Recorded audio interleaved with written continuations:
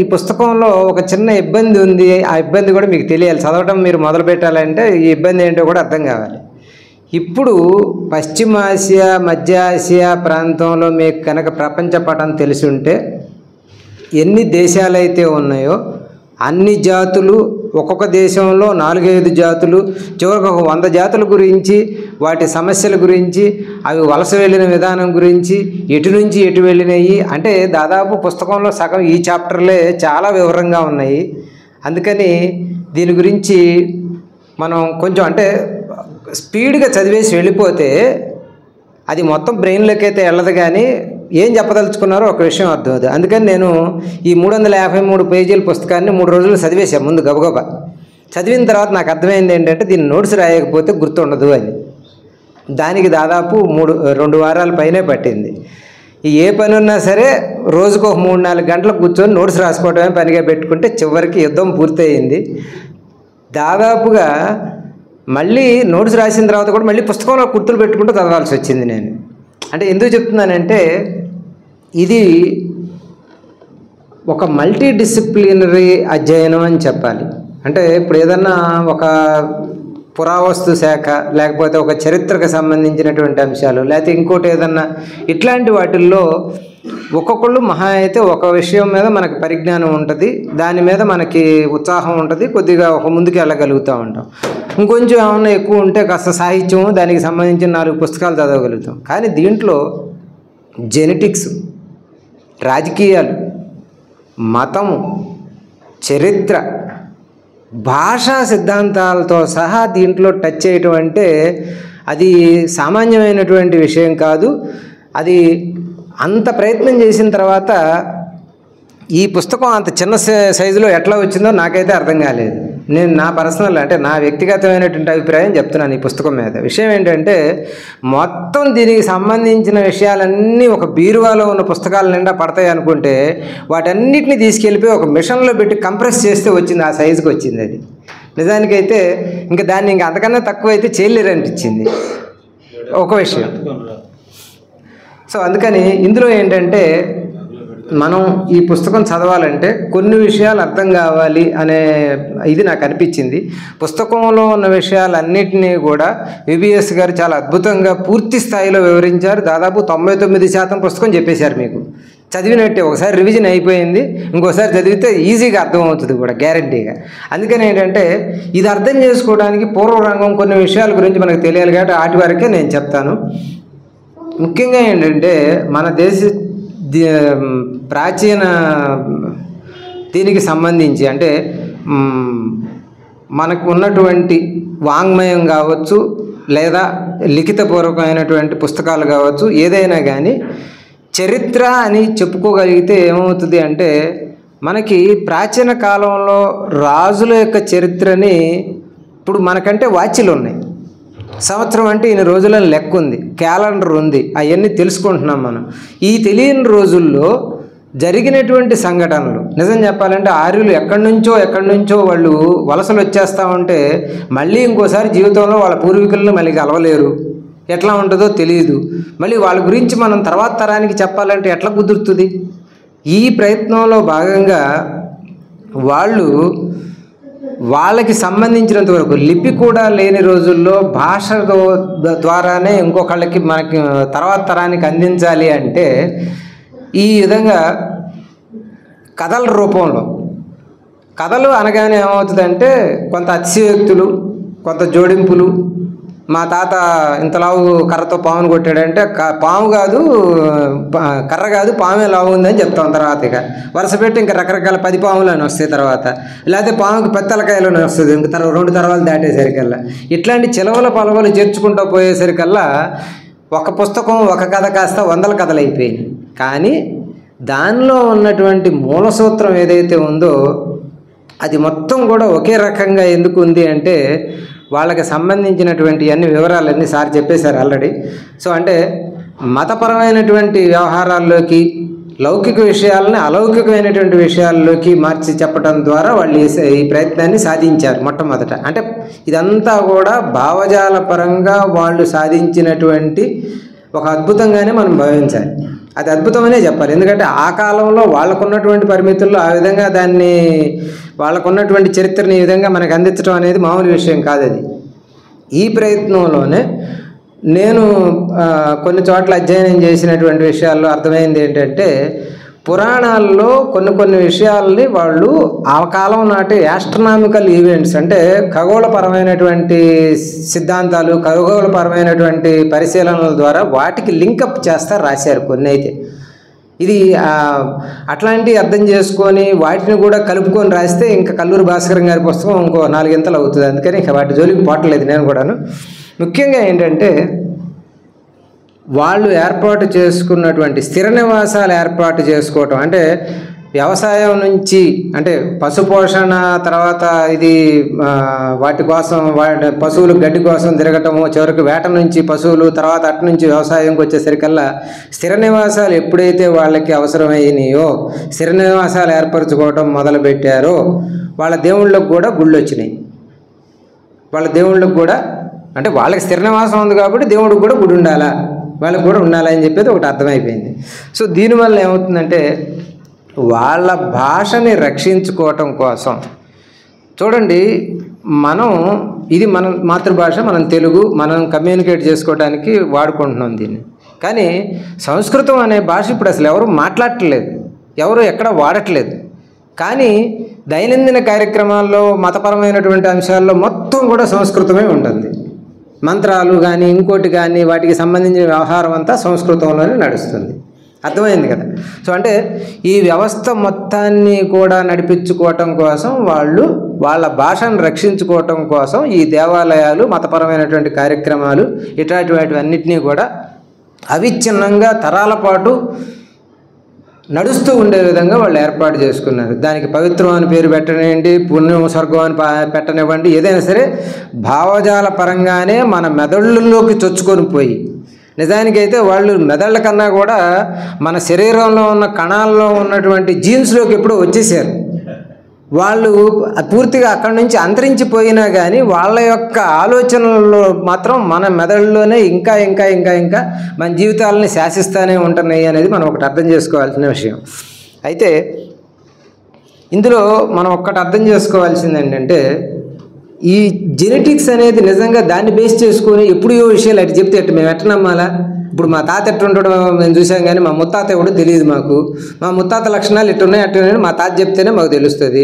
అట్లాంటిది ఎప్పుడో 1000 తరాల వెనకెక్కడో ఉన్నటువంటి ఆధునిక మానవుడి గురించి అందులో జీన్స్లో ఇట్లా ఉంది అట్లా ఉంది అంటే ఒక్కటే గుర్తుపెట్టుకోవాల్సినవి, కొన్ని లక్షణాలు ఖచ్చితంగా కొంతమందిలో కనిపిస్తూ ఉంటాయి. పోలికలు కావచ్చు, లేకపోతే ఇంకో రకం కావచ్చు, జుట్టు రంగు కావచ్చు, శరీరం యొక్క రంగు కావచ్చు, ఇట్లాంటివన్నీ కూడా, కంటి రంగు, కంటిపాప రంగు, ఇట్లాంటివన్నీ కూడా. అయితే వీటికి సంబంధించినటువంటి జీన్స్లో మాట్లాడటానికి ఉపయోగపడేటువంటి కొన్ని జీన్స్, మెమరీకి సంబంధించినటువంటి కొన్ని మార్పులు ఉంటాయి. కొన్ని మార్పులు ఇట్లాంటివి మారుతున్నాయి అంటే కొన్నిసార్లు ఇప్పుడు మనం ఏంటంటే ఈ పురాతత్వ శాస్త్రంలో మనం అర్థం చేసుకోవాల్సింది ఏంటంటే, భూమి యొక్క ఇంత లోతున దొరికితే ఇన్ని సంవత్సరాలని లెక్క ఉంటుంది. సుమారుగా ఊరికే సరదాగా చెప్తున్నాను, ఇది నిజం కాదు. ఒక 50 మీటర్ల దూరంలోకి తవ్వుకుంటూ పోతే ఒక 500 సంవత్సరాలు అనుకోండి. ఆ విధంగా 1 కిలోమీటర్ పోతే ఎన్ని సంవత్సరాలు అనేది సుమారుగా ఆలోచించండి. అంటే గనుల కోసం తవ్వేటప్పుడు, లేదా ఇట్లాంటి ఏదైనా వరదలు వచ్చి కొట్టుకొని పోతున్నప్పుడు, పెద్ద మేటలు ఇదైపోయినప్పుడు, కోతకు గురైనప్పుడు, అట్లాంటి చోట్ల మనకి ఎట్లాంటి విషయాలు బయటపడతా ఉంటాయి. సో దీని ప్రకారంగా ఆ లేయర్లో ఎంత డెప్త్లో దొరికింది అనే దాన్ని బట్టి కూడా సుమారుగా ఇది కూడా ఎట్లా అంటే కాల నిర్ణయం అనే దానిలో ఒక ఇబ్బంది ఉంది. మనం అనుకుంటాం మనం ఎంత టైం చెప్పగలుగుతాము, ఇంతకు ముందు జరిగినటువంటి సంఘటనలు అంటే ఒక 50 సంవత్సరాల క్రితమే అంటే ఒక నెల రోజులు 2 నెలలు అటు ఇటు గుర్తుపెట్టుకోగలుగుతాం. ఒక 100 సంవత్సరాల క్రితం అనేసరికి ఒక 10 సంవత్సరాలు తేడా వస్తుంది. ఒక 500 సంవత్సరాలు వెనక్కి పోతే నిజంగా నేను గమనించింది ఏంటి అంటే, భాష దానిలో వ్యాకరణంతో సహా కొత్త పదాలు వచ్చేస్తే పూర్తిగా మారిపోయి ఉంటుంది. అందుకే అలసాని పెద్దని రాసిన పద్యం మనకు అర్థం కాదు ఇప్పుడు, అది వేరే విషయం. అంటే ఇలా భాషలోకి కూడా వ్యాకరణంతో సహా కొత్త విషయాలు వస్తూ ఉన్నప్పుడు ఇంకా పాత విషయాల్లోకి వెళ్తున్నప్పుడు ఏమవుతుందంటే 2000 సంవత్సరాల క్రితం అనగానే ఒక 100 సంవత్సరాలు సుమారుగా అటు ఇటుగా చెప్పగలుగుతాం. 10,000 20,000 సంవత్సరాలు దాటేసరికల్లా అది 1000 సంవత్సరాలు తేడా వస్తుంది. అందుకనే సింధు నాగరికత ప్రజలు అనగానే క్రీస్తు పూర్వం 2000 సంవత్సరాల నుంచి అన్నట్టు 2000 నుంచి 1800 సంవత్సరాల మధ్యలో అని చెప్పడం మొదలు పెడతాం. అప్పటికల్లా అంతం అయిపోయింది అని చెప్పేసి ఏంటి ఆ టైం ల్యాప్స్ అంటాం దాన్ని. ఆ మధ్యలో ఉన్నటువంటి ఆ గ్యాప్ను మాత్రం మనం అర్థం చేసుకోవాల్సినటువంటి అవసరం ఉంటుంది. అందుకని పురాతన కాలం నాటికి సంబంధించినటువంటిలో ఎగ్జాక్ట్ డేట్స్ అనేవి దొరికే అవకాశాలు మనకు ఉండేది తక్కువ. ఇది పరిమితి మాత్రమే. అందుకని చెప్పేసి దొరికిన దాన్ని పూర్తిగా నిర్ద్వందంగా మనం తిరస్కరించకూడదు. ఇది పరిమితిగానే అర్థం చేసుకోవాలి, శాస్త్ర పరిమితి అంతే. అట్లాగే ఆ కాలం నాడు దొరికినటువంటి వాళ్ళు వాడిన వస్తువులు కానీ, నాణ్యాలు కానీ, లేకపోతే వాళ్ళు కట్టినటువంటి కట్టడాలు కానీ, వీటన్నిటిని బట్టి వాళ్ళ యొక్క అలవాట్లు, ఆచారాలు, వ్యవహారాలు అవన్నీ మనకు అర్థమవుతాయి. అలాగే సాహిత్యం, దొరికినటువంటి కాలంలో ఉన్నటువంటి సాహిత్యాన్ని బట్టి కూడా వాళ్ళ కథల ద్వారా కూడా ఇప్పుడు మనకి వాళ్ళు ఏం ఆలోచించేవాళ్ళు, వాళ్ళు ఏం చేశారో మనకి ఇప్పుడు దాకా అర్థమవుతూ వచ్చింది. అట్లాగే తేదీ నిర్ణయించడానికి మాత్రం ఒక 5 రకాల పద్ధతులు ఉన్నాయి. వాటిల్లో ఒకటి ఏంటంటే రెగ్యులర్గా మనం వినపడేది, మనం పేపర్ చదవగానే మనకు అందరికీ అర్థమయ్యేది అంటే కార్బన్ డేటింగ్ అంటాం. అంటే ఇప్పుడు ఒక వస్తువు ఏదన్నా తయారు చేస్తే, ఒక చెక్క తోటి ఏదన్నా ఒక బొమ్మ తయారు చేస్తే దాంట్లో కార్బన్లో 14 మాలిక్యులర్ వెయిట్ అంటాం, పరమాణు భారం. అది 14 ఉన్నటువంటి అంకె ఉన్నటువంటి కార్బనం అది ఎంత శాతంలో ఉంది అనే దాన్ని బట్టి ఎన్ని సంవత్సరాల నుంచి అది తయారైంది, అది ఎప్పటి నుంచి ఉంది అనే దాని గురించి మనకు ఒక అవగాహన వస్తుంది. అట్లాగే రేడియోమెట్రిక్ అంటాం దాన్ని. అంటే వుడ్, లెదరు, అంటే మనం తయారు చేసిన వస్తువుల యొక్క వ్యవహారాలు, విషయాలు దాంట్లో అర్థమవుతాయి మనకి.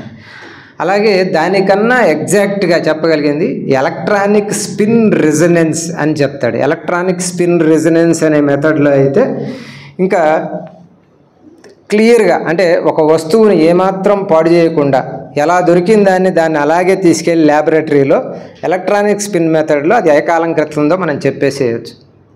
ఇంకా పాతకాలం 350 కోట్ల సంవత్సరాలు లేకపోతే 300 కోట్ల సంవత్సరాల క్రితం దొరికిన శిలాజాలు అనుకుందాం. అందులో ఏదైనా జంతువులు తెలుస్తున్నాయి మనకి. దానికి సంబంధించినటువంటి వ్యవహారం ఏదైనా తెలుసుకోవాలన్నా యురేనియం లెడ్ డేటింగ్ మెథడ్ అని ఉంటుంది, దాని ప్రకారం తెలుసుకుంటారు. అయితే వీటిల్లో కూడా సుమారుగా ఒక 1000-1500 సంవత్సరాలు లేకపోతే ఒక 10,000 సంవత్సరాలు అటు ఇటుగా తెలుస్తాయి. అంటే 300 కోట్ల సంవత్సరాల్లో ఒక 1000 సంవత్సరాలు అటు ఇటు అయినందువల్ల వచ్చిన నష్టమేం లేదు. దానికే మనం ఎగ్జాక్ట్ తేదీ ఏమి రాయాల్సిన అవసరం లేదు కాబట్టి భయం లేదు మనకి. సో అట్లా తెలుసుకోవాల్సినటువంటి అవసరం ఉంటుంది. అంటే ఇందులో కార్బన్ డేటింగు, ఈ ఎలక్ట్రానిక్ స్పిన్ మెథడు ఇట్లాంటి వాటితో మనం దాని యొక్క వయసు అనేది నిర్ధారించిన తర్వాత వస్తువులు కానీ, మనకు దొరికినటువంటి ఎముకలు లేకపోతే ఏదన్నా శరీర భాగాలు దొరికినప్పుడు పన్ను కానీ ఇట్లాంటివి ఎక్కువ దొరుకుతూ ఉంటాయి. సో దొరికినటువంటి మనం ఆ విధంగా మనం నిర్ణయించుకోగలిగినటువంటి అవకాశం ఉంటుంది. అయితే వీటిలో కల్లూరి భాస్కరం గారు ఇంకొకటి మనకి తెలియజేసింది ఏంటి అంటే భాష. ఒక భాష తీసుకుంటే అసలు ఈ కాలంలో మాట్లాడనటువంటి భాష, అసలు మాట్లాడేవాళ్ళు ఒక్కడు కూడా ప్రపంచంలో లేనటువంటి భాషని దాన్ని అలా ఉందని ఎలా కనిపెడతాం? అది ఎలా తెలుస్తుంది మనకి? జనరల్గా ఏంటంటే భాషల్ని వాటి యొక్క లక్షణాలు, వ్యాకరణము, రోజువారీగా వాడేటువంటి పదాలు, అన్న, అక్క, తమ్ముడు, చెల్లి ఇట్లాంటి వరుసలు కానీ, రోజు వాడేటువంటి వస్తువుల పేర్లు కానీ, వీటిల్లో గనక సిమిలారిటీస్ ఉంటే ఆ భాషల్ని జనరల్గా సోదర భాషలు అంటారు. సో ఇట్లాంటివి దీనికి సంబంధించి కామన్గా ఉన్నటువంటి వేరే భాషల నుంచి ఎట్లా అభివృద్ధి చెందింది, వీటన్నిటిని ఆ భాషల్లో ఉన్నటువంటి అంతరించిపోయిన భాషల్లో ఉన్నటువంటి పదాలు ఎక్కడి నుంచి వచ్చినాయి, వీటన్నిటిని లెక్క పెట్టడానికి వాళ్ళకి కొన్ని పద్ధతులు ఉంటాయి. ఈ విషయంలో ఆచార్య బద్రిరాజు కృష్ణమూర్తి గారు చాలా అద్భుతమైనటువంటి చేసినటువంటి ప్రయోగాలు ఉన్నాయి. ఆయన రాసినటువంటి పుస్తకాలు అవి చేసిన పరిశోధనల్లో మనం తెలుస్తాయి దాని గురించి కూడా. సో అంటే మెయిన్గా దక్షిణ భారతదేశంలో ఈరోజు వాడుకలో ఉన్నటువంటి భాషలన్నిటికి కూడా పశ్చిమాసియాలో ఉన్నటువంటి భాషల్లో ఇందాక సార్ చెప్పారు సెమెటిక్ భాషలు అని, ఆ భాషలు దాదాపు ఒక 70 పైనే ఉన్నాయి. ఆ 70 పైనలో ఇప్పుడు ఒకటి కూడా లేదు. కానీ కొన్ని similar words, for example Kashmir ఉత్తరాన అంటే బలూచిస్తాన్ అనే పాక్ ఆక్యుపైడ్ కాశ్మీర్లో బలూచిస్తాన్ అనే ఏరియాలో బ్రాహుయి అని ఒక భాష ఉంటుంది. దాంట్లో దాదాపు 40% తెలుగు పదాలు ఉంటాయని చెప్తారు. సో వాడు సెంటెన్స్ కన్స్ట్రక్షన్లో వాడు మాట్లాడుతుంటే మనకు అర్థం కాకపోవచ్చు, కానీ దాంట్లో సగం భాష మనకు తెలిసిందే ఉంటుంది. తెలిసిన పదాలే వాడుతూ ఉంటారు వాళ్ళు. అంటే ఇలా భాషల నుంచి కూడా పురాతత్వాన్ని, అంటే ఇవి ఎంత ప్రాచీనమైనటువంటి నాగరికతలు, వీళ్ళు ఈ ప్రజలు ఎటు నుంచి ఎటు వలస వచ్చారు, ఎలా కుదురుతుంది ఈ వలస అనేది. అంటే ఇప్పుడు ఏమవుతుందంటే మనకేదో ఒక పురాతన వస్తువు దొరికితే దీని ఒక్కదాన్ని బట్టి పలానా వాళ్ళు ఎక్కడి నుంచి ఎక్కడికి వెళ్ళారు, ఏం చేశారు అనేది తెలియటం కాదు. మళ్ళీ దానిలో వాళ్ళు వాడినటువంటి భాష, దానికి సంబంధించినటువంటి ఏదైనా లిపి దొరికితే, ఇది క్యూనిఫామ్ లిపి అని బొమ్మలతో వేసే లిపి ఉండేది పాతకాలంలో, వేల సంవత్సరాల క్రితం.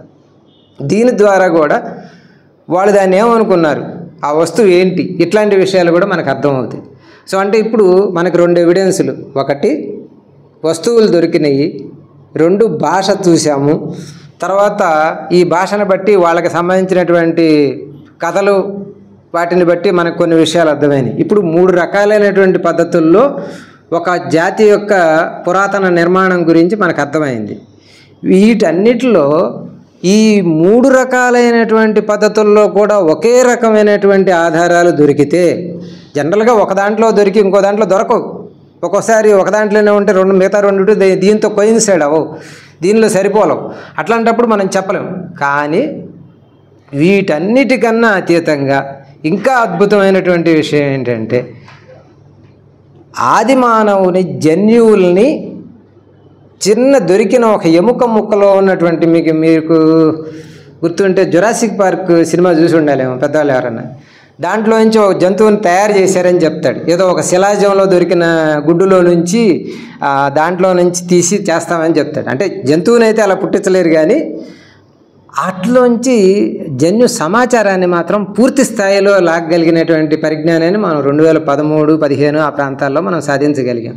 అప్పటి నుంచి ఈ పురాతన జన్యు పరిశోధనలు అసలు చాలా ఊపందుకున్నాయి. ఇందులో జరిగినటువంటి అద్భుతాలు ఇంకెందులోనూ జరగలేదు ఇప్పుడు వరకు మళ్ళీ. సో అదొక్కటి మనం అర్థం చేసుకోవాల్సినటువంటి అవసరం ఉంటుంది. అంటే చారిత్రక ఆధారాలు దొరికిన కాలం వరకు పర్వాలేదు, అంతకన్నా పూర్వకాలానికి వెళ్ళేటప్పుడు మాత్రం ఇట్లాంటి వాటన్నిటిని గురించి మనం ఆలోచించుకోవాల్సినటువంటి అవసరం ఉంటుంది. అట్లాగే జీవ పరిణామం విషయంలో ఒక్క విషయం చెప్తాను మీకు అర్థం కావడానికి. మనిషి ఇప్పుడు భూమి పుట్టినప్పటి నుంచి ఇప్పటి వరకు జరిగినటువంటి మొత్తం పరిణామాలన్నిటినీ 1 సంవత్సరం పొడవు ఉన్నటువంటి సినిమాగా తీస్తే, 365 రోజుల కాలంతో ఒక సినిమా తీస్తే, దాంట్లో ఆధునిక మానవుడు చివరి 10 నిమిషాల్లోనే కనపడతాడు.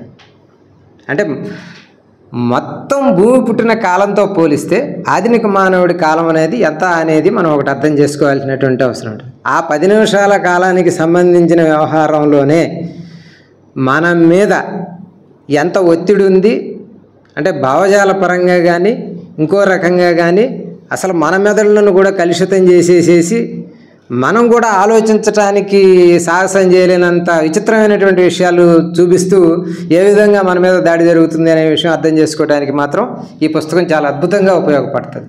నిజం చెప్పాలంటే మహాప్రస్థానం అనేది సాహితీ విలువలు ఉన్నటువంటి పుస్తకం. అది చాలా అద్భుతమైంది. అది civil services Telugu subject special తీసుకునే వాళ్ళకి అది సబ్జెక్ట్ ప్రిస్క్రైబ్డ్ సిలబస్ కూడా అది నాకు గుర్తుండి. అయితే ఆ పుస్తకం తర్వాత తెలుగులో అంత అద్భుతమైనటువంటి పుస్తకం నేను చదవలేదు. అంటే పుస్తకాలు అంటే ఏం చదవలేదేమో అనుకోబాకండి, చదువుతున్నాను, కానీ అంత బాగా ఉంది ఈ పుస్తకం అయితే మాత్రం. అందుకని ఖచ్చితంగా అందరూ చదవాల్సినటువంటి పుస్తకంగా అందరికీ నేను దీన్ని రికమెండ్ చేయగలను. అట్లాగే ముఖ్యంగా ఏంటంటే మనకొచ్చే కన్ఫ్యూజను, మనల్ని వాళ్ళు కన్ఫ్యూజన్ చేయగలిగింది ఒకే ఒక విషయంలో, వేదాలు, ఇతిహాసాలు, పురాణాలు, రామాయణం, భారతము, భాగవతము, లేకపోతే ఉపనిషత్తులు, లేకపోతే వీటికి సంబంధించిన వ్యవహారాలు, ఇవన్నీ విషయం కాదది. వాటి ప్రాతిపదిక ఏమిటి, వాళ్ళు దేనికి అట్లా రాస్తున్నారు, వాళ్ళు అలా రాయటానికి కావాల్సినటువంటి పూర్వరంగం ఏదైతే ఉందో, అంటే వాళ్ళు గడిచి వచ్చినటువంటి కాలం కానీ, గడిచి వచ్చినటువంటి ప్రాంతాలు కానీ, వాళ్ళ యొక్క పూర్వపు కథలు కానీ, వీటన్నిటితో పాటు దీంట్లో ఒక చిన్నది, అంటే ఎవరికి పెద్దగా దాని గురించి గమనించినటువంటి ఇది ఏంటంటే, క్యాలెండర్ రాసుకునేటప్పుడు అఫ్కోర్స్ ఒక 500 సంవత్సరాల కాలంలో, అంటే క్రీస్తు శకం 500వ సంవత్సరం కాలంలో ఆర్యభట్ట క్యాలెండర్ని తయారు చేశాడని చెప్తారు. అప్పటి వరకు కాలం లెక్క పెట్టలేదా అంటే లెక్క పెట్టాం. కానీ అక్కడి నుంచి పూర్వం ఉన్నటువంటి లెక్కలన్నింటినీ కూడా తీసి పాతకాలపు వీటన్నిటిని కూడా సరి చేసుకొని క్యాలెండర్ని తయారు చేసుకోవడం జరిగింది. ఈ క్యాలెండర్లో రాసేటప్పుడే అప్పటి వరకు ఉన్నటువంటి కథలన్నింటినీ కూడా తిరగదోడి యాస్ట్రనామికల్ రిలేషన్స్ తోటి ఆ కథలన్నీ రాయడం జరుగుతూ ఉంది. అందుకని మనకి ఎప్పుడు ఏ కథలు చెప్పినా కానీ అన్నిటికీ ఏదో ఒక అద్భుతమైనటువంటి ప్రాతిపదిక కనిపిస్తుంది. మనకి వందలు వేల సంవత్సరాల పాటు కథలు రాసుకుంటూ వచ్చినా కానీ దాంట్లో ఎక్కడా కూడా, అంటే 1000 సంవత్సరాలు 2000 సంవత్సరాల క్రితం ఎవరో పూర్వీకులు రాసేసిన కథను మళ్ళీ ఇక్కడ కంటిన్యూ చేయడానికి మనకు ఒక స్టోరీ లైనప్ దొరకాలి కదా. ఆ స్టోరీ లైనప్ రావడానికి కావాల్సినటువంటి ప్రాతిపదిక యాస్ట్రనామికల్ రిలేషన్స్లో ఉంది. ఇది వేరే సబ్జెక్టు, అందుకని ఇప్పుడు ఆ వివరాల జోలికి నేను బోధదలుచుకోలేదు. అయితే ఇందులో మనం అర్థం చేసుకోవాల్సింది ఏంటి అంటే, ఆర్యులు అనేటువంటిది మొదట జాతివాచకంగాను, తర్వాత ప్రాంతీయ వాచకంగాను, తర్వాత భాషా సంస్కృతుల యొక్క వాళ్ళ యొక్క ఆచార వ్యవహారాలకు సంబంధించినది గాను, చివరికి మొత్తం ప్రాంతానికి సంబంధించినటువంటి వ్యవహారంగా, అంటే అర్థం మారుతుంది అనే విషయం మనకు అర్థమైతే చాలు. ఆర్యులు ఆర్యావర్తము అనే విషయంలో దాదాపు 5-6 వేల సంవత్సరాల చరిత్రలో మొత్తం అంతా మారుతూ వస్తుంది. రకరకాల పదాలతోటి మనల్ని కన్ఫ్యూజ్ చేస్తూ ఉన్నారు. ఇటువంటి గందరగోళానికి మనం గురి కాకుండా దీనికి సంబంధించినంత వరకు కొంచెం క్లారిటీ రావాలి అంటే మాత్రం మనం ఈ పుస్తకం చదివి తీరాల్సిందే. అందుకని మిత్రులారా, మీకు అందరికీ కూడా ఈ పుస్తకం మీరు అందరూ కొని చదవమని చెప్పేసి, ఈ చదివిన తర్వాత మళ్ళీ దాని గురించి అవసరమైతే మళ్ళీ ఇంకో చర్చ అయినా పెట్టుకోవచ్చు. ధన్యవాదాలు. నేను ఇంతటితో ముగిస్తాను.